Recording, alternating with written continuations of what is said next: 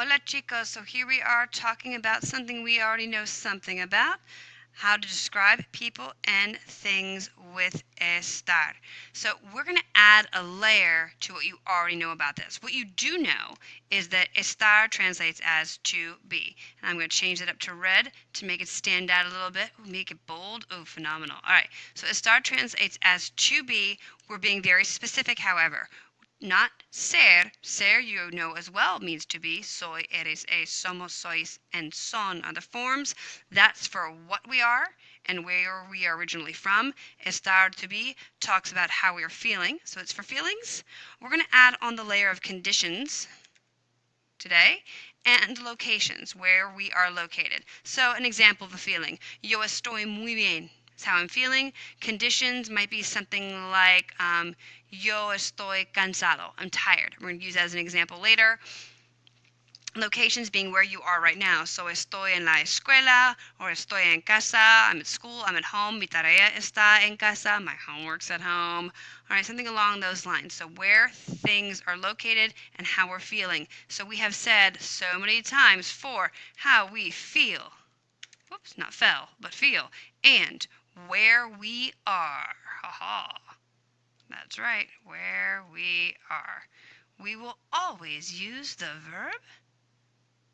Say it with me now. Estar. That's right. We've said it so many times, you're probably sick of me saying it.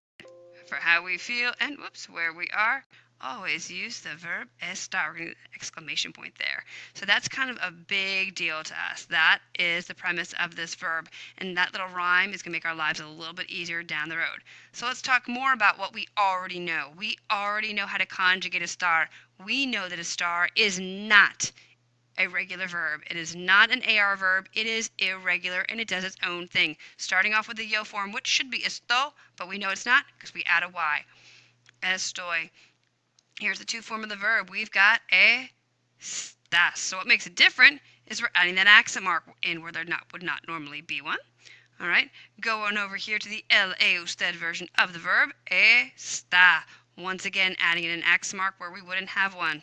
Nosotros estamos does not have an accent mark. Vosotros estáis has an accent mark. It should have an accent mark. Ellos, and ellas están. So adding an accent mark once again where there would normally not be one. So estar does not follow a regular pattern. Here we have that irregular yo form, adding the y and an added accent mark, and estás, está, and están. All right? So let's do some examples about what these verbs look like. I am very well today. Okay, so this is sentences we've done over and over and over again. Yo estoy muy bien hoy. So it's how I'm feeling today. Here, is she sick? Well, this one's a question. So we know when we ask a question, we've got to add that inverted question mark. Let me pull up my question mark really, really quickly here. Where are you? There you are. There it is. Change that to red to make it stand out a little bit. Boom. All right. So we're going to go with our verb. Está. Adding that. Boom. Accent mark in there. Ella. The new verb is going to be enferma. Now, normally it's enfermo, but as we know, when we make adjectives agree, we got to change up some endings sometimes. So está ella enferma. I'm going to make that not bold so it all stands out a little bit. So once again, right there, that A with the accent mark, that is the difference right there, that we are adding that accent mark to make the verb irregular. Okay, I'm tired. Yo estoy. Whoops. Okay, how we're feeling. Oh, I'm feeling tired. New adjective for us. Cansado. Or cansada, if yo is a girl, we don't know. All right, so there's some new words for you. Tired could be considered a feeling. It could also be considered a condition. Same thing with being sick. A feeling or a condition. All right, so some of those are pretty easy. Some of the other conditions are going to be a little like, what? It's what? And you can go, yeah, it is. All right, so here we go. Another one that's got that added question mark to it. So let's go ahead and pull up our Spanish keyboard, get our upside down question mark in there. You know, this is so much faster when I'm writing, but it's so much neater when I'm typing. So we're asking where. Donde. Got to add that accent mark over the O. Donde. Boom. Change my keyboard back to English before I start getting all kinds of strange keys. ¿Dónde? All right, are they? So we have to do the are first. Están. There it is. Están ellos. Or ellas, we don't know. I just always assume masculine unless we know any better. Here we go. The school, la escuela or el colegio. I'm going to use el colegio. Is far from. So where it's located? It's located. Está. Far from. Lejos de. But it's not going to be just lejos de. It's going to be lejos del because what's following is the museum. El museo. Lejos del museo. Boom. Okay, last but not least, I am located at home. It's where I currently am. Yo estoy. You don't need a bold on that. Boom. Yo estoy at a place. We use en casa. At home, en casa. Yo estoy en casa. So there's some examples of some feelings, conditions, and some locations. How we use estar and context. So let's go on to some new vocabulary for us. So this is what's very interesting. Estar can be used with adjectives that describe conditions that are likely to change, being hot, being tired, being cold, or how someone or something is at a given moment in time. So, wow, you look really pretty today. Like right now you do. You could not look so pretty later. Or, oh my gosh, you are nervous right now. That's your current feeling, your current condition. Oh my goodness, the plates are really dirty. Currently, they could become clean later. So right here we have a big list of adjectives that are new to us that are used with the verb estar more often than not. So let's go ahead and fill these in. Abierto, all right, that would be closed. I'm sorry, what am I doing? Open. Copen. Open. Okay, so the door is open now, but it could be closed later. Apurado, in a hurry. All right, so that's a condition, being in a hurry. It's not a feeling, it's a condition. Caliente, hot. All right, so your food is hot right now. Not like, oh my gosh, he's so hot. Not that hot. This is like the temperature of food. That is a current condition. Cansado, we used earlier. That would be tired. Cerrado, the opposite of abierto, closed. Contento, happy. Enfermo, we just used, sick. Frío, cold. You learned that before. Hace frío. Over here, libre, free, meaning unoccupied. All right? Okay. Yep. Yeah. So free meaning not occupied right now. Limpio, I'm not going to fit it in there, so I'm not going to type it. You get the idea. Limpio, clean.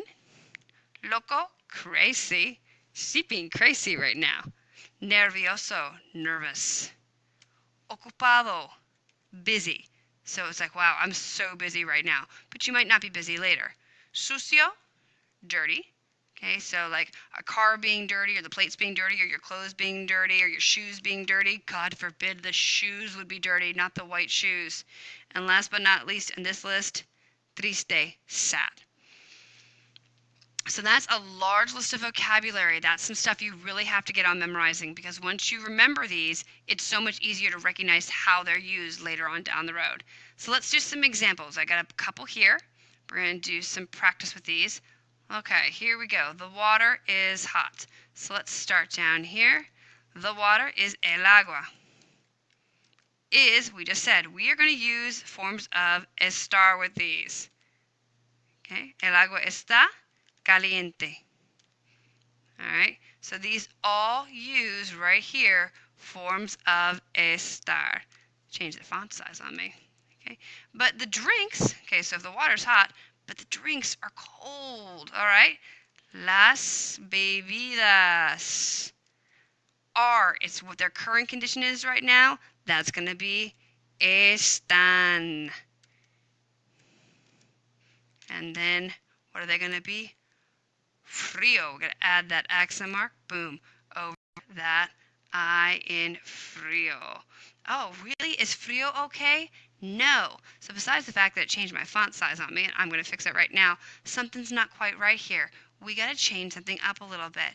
we already saw, okay, so we've already got this accent mark over the A, and that is awesome. But right here, it's actually this letter here I have a problem with, because frío, remember, is describing las bebidas. That is feminine, it is plural. So these adjectives, you have to remember to change. Las bebidas están frías. Okay, so that's really important. Let's go down here. They're in a hurry. Here we go. I got ellos. Están. That's it. Apurado is the verb. I'm sorry, is the adjective, but ellos is plural, so we have to make it apurados. Add that s to it. Over here, my house is dirty. Mi casa está.